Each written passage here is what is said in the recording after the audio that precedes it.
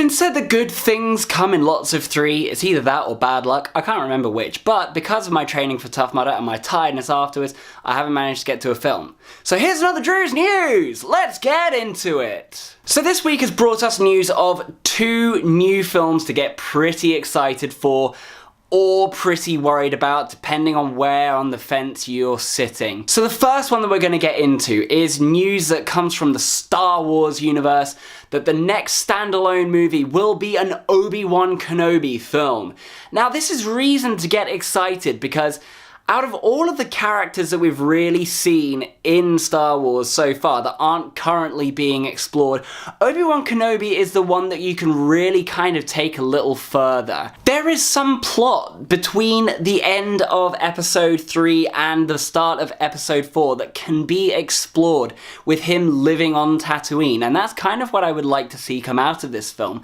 What Logan did earlier this year is show that you can have a film that is centered around one character, that doesn't have to have a whole lot happening, that can be a journey of discovery for that character, and people will still see it and enjoy it if it is a well-written film. Now this can sure as hell apply to Obi-Wan Kenobi. It doesn't have to be a massive space adventure with him going off to distant planets. It can, to an extent, be him on Tatooine, dealing with what has happened, dealing with the fact that he might now be one of the few remaining Jedi in the universe, and maybe he goes and sends a message out to other Jedi that have survived Order 66 and tries to reform the Jedi Order. Now, if we already see a lot of this happening in The Last Jedi, which comes out later this year with Luke Skywalker being a hermit, that might not be something people want to revisit in an Obi-Wan Kenobi film. However, if we don't see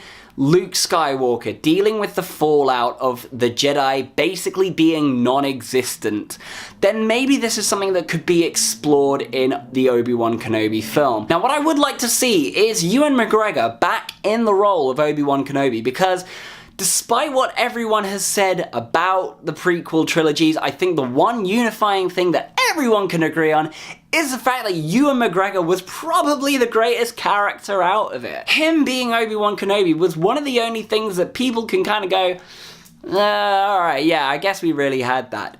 And essentially the prequel trilogy is an origin story to Obi-Wan Kenobi. And if that's how you want to view the prequel trilogy to make it a little bit of a less bitter taste in your mouth, then great. The second bit of film news that is kind of dividing opinions quite harshly at the moment is the news that Martin Scorsese wants to head up a Joker film for DC Universe. Firstly, it is the fact that they have said it is going to be a Joker Origins film.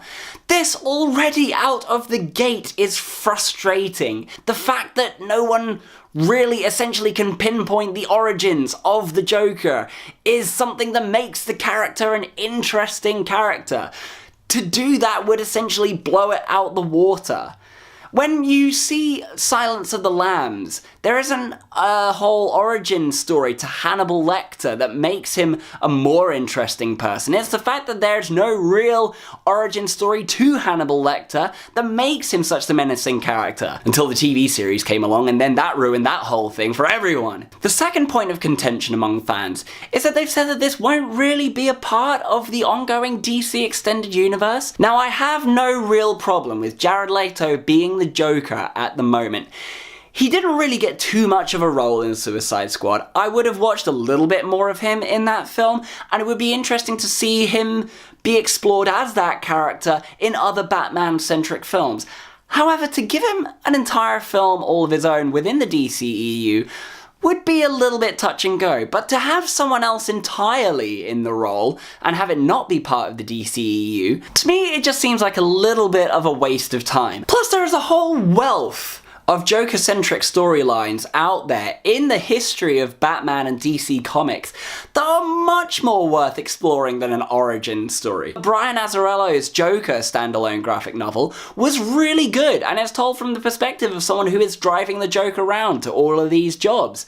And that is something that could be explored a lot more. The fact that no one can really get into the mindset of the Joker, because the Joker is a one-of-a-kind villain that no one understand. Now, Martin Scorsese has said that the whole set piece of this will kind of be against the backdrop of a 1980s gangster film, which already brings back memories of the 1989 Batman movie, where the Joker was kind of a gangster. So is this going to be retreading ground that has already been tread before, or is this going to be something completely new?